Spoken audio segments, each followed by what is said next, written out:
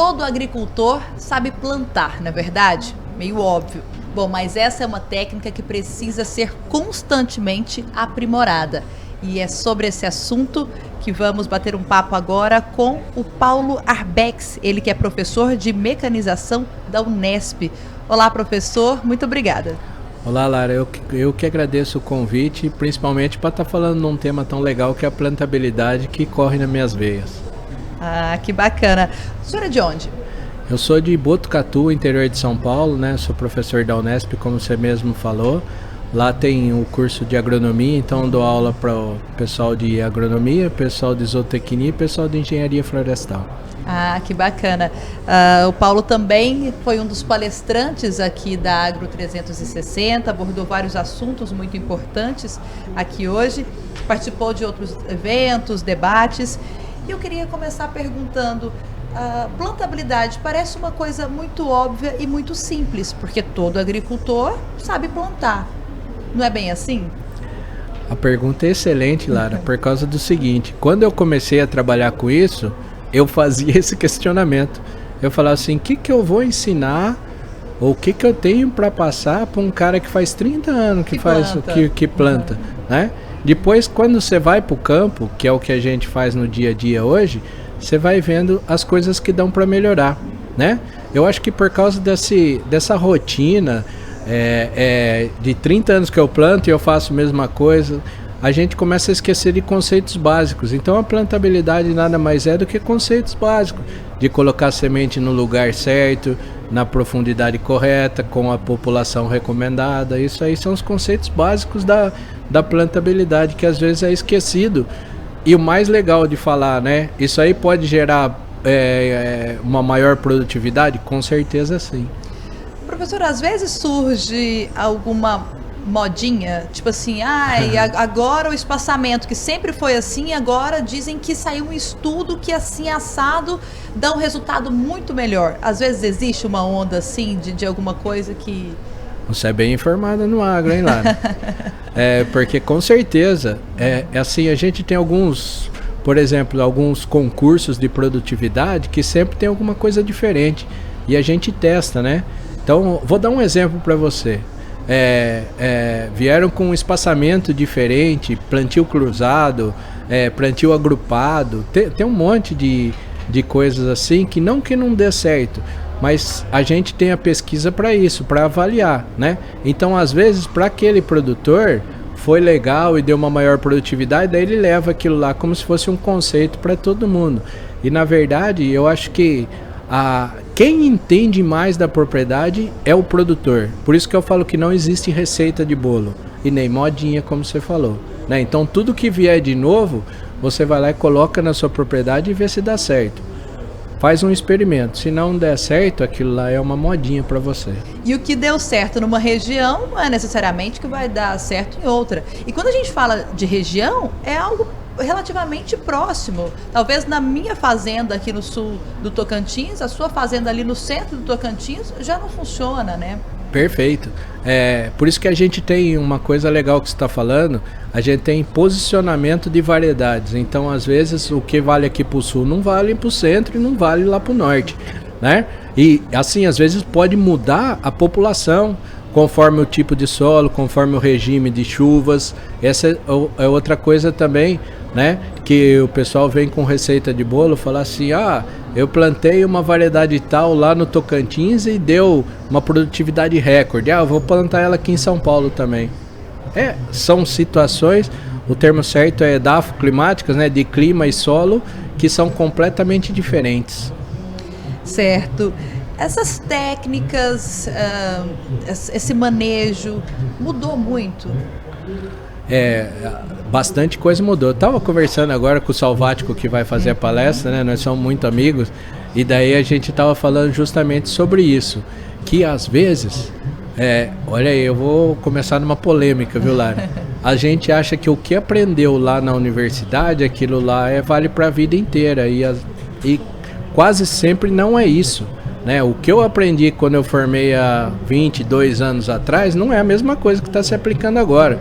Então os conceitos mudam, não é uma teoria exata igual a matemática não muda. Agora a agricultura muda e muda de ano para ano. Isso é muito interessante, até porque a gente aprende a trabalhar trabalhando, né? E olha, numa fase você aprende uma determinada coisa, na outra você já tem que ser flexível e se abrir a novas coisas, a novas possibilidades, os desafios já são outros, o mercado já é outro, né? Então essa mudança é muito importante. Professor, quais são os erros mais comuns em relação à plantabilidade? Quais são os erros que os produtores mais cometem? Puxa vida, essa pergunta o pessoal vai lá e fala assim, o que a turma faz que provoca erro? Então vamos lá. Primeira coisa é você ir com o pessoal destreinado. Então o treinamento, a capacitação é a primeira coisa que eu tenho que ter, tá certo? Quem sabe o que está fazendo erra muito menos. Esse é o primeiro erro. Eu chegar e colocar alguém, a minha safra inteira está na mão não está na sua mão, está na mão do operador.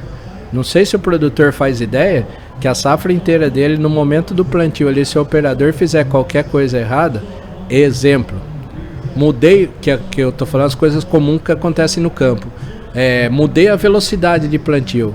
Então eu estava com uma distribuição boa, só de aumentar a velocidade de plantio, eu já vou lá e tenho uma piora naquela distribuição. Pronto, minha plantabilidade foi lá e vai resultar numa produtividade menor, entendeu? Então, primeiro capacitação, segundo regulagem de máquina, que é outra coisa, às vezes eu começo com uma regulagem de manhã e depois no almoço eu já tenho que trocar. Por quê? Porque bateu o sol, começou a secar, já é outras condições, ou eu mudo de talhão, mudei de tipo de solo, eu deveria mexer nas regulagens. Quem mexe? Muito poucos. Entendi. Então ter esse conhecimento é o mais importante para uma assertividade. Com certeza.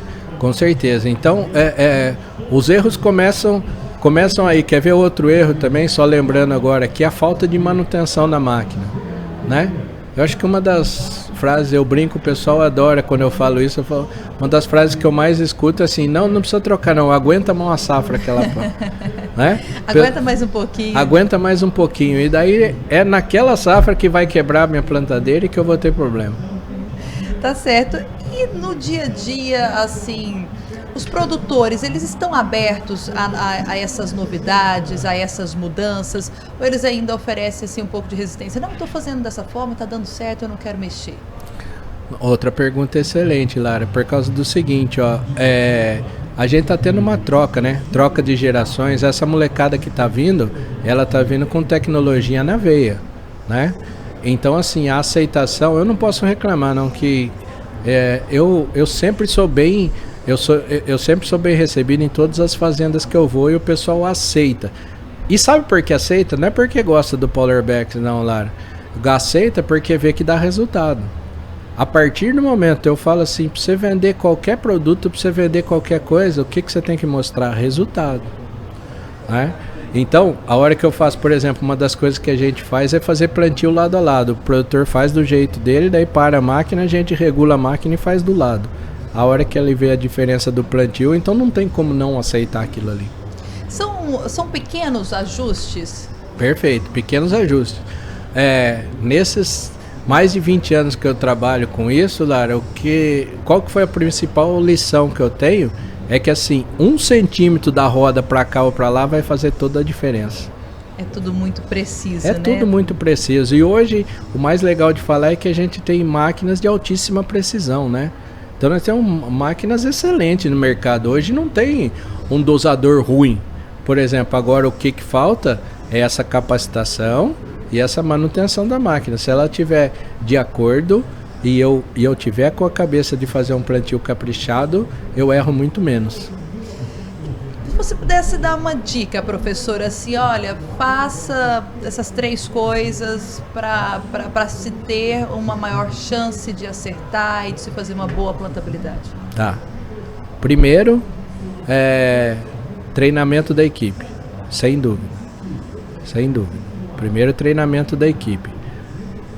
Segundo, eu falo, você ter a hora certa, né? O meu mestre, o Dirceu Gassen, já falava isso, de você ter o time certo, né?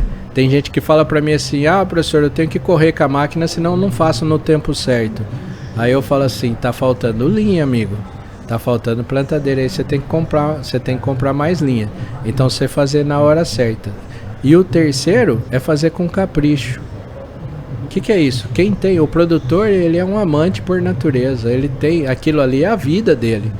Então você ter um amor nas coisas que você faz, igual tudo que eu faço na agricultura é com amor. Você ter paixão pelo que você faz é um indicativo. É essa dica que eu dou. Faça com paixão que vai dar certo.